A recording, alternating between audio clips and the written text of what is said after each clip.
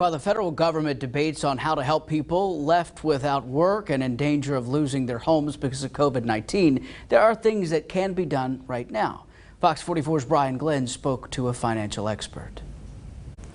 It's estimated back in July about 27% of people polled could not pay their mortgage or rent in July. August, well, that goes up to about 1/3.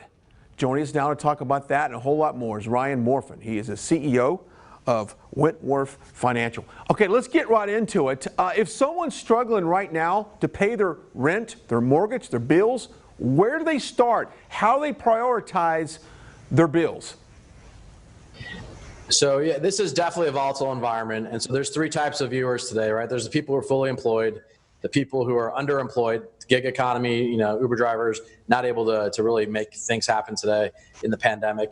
And then if you find yourselves as one of 30 million Americans getting some type of stimulus, you're unemployed. And so the unemployed really need to be honest with themselves and take a real stark look at what they're going through today. And what I call the personal corporate finance 101.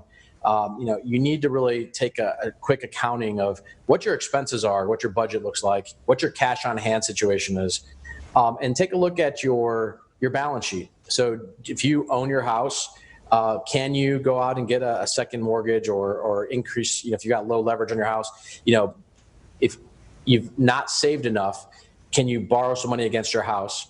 Your secured creditors are the folks that you need to talk to immediately. So going out and getting some type of relief or forbearance or deferment of payments. If you're a renter, communication's everything with the landlord.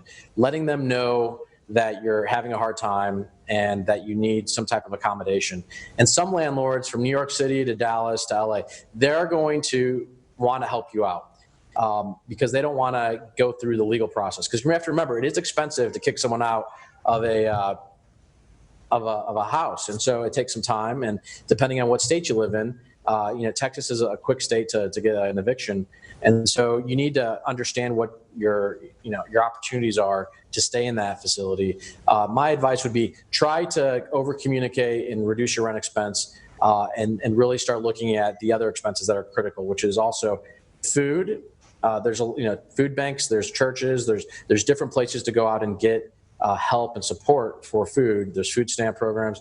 And the last one is transportation and internet. And so if you're finding yourself unemployed, most job postings today are on the internet. So you need to be prepared to enter back into the economy and put your resume out there.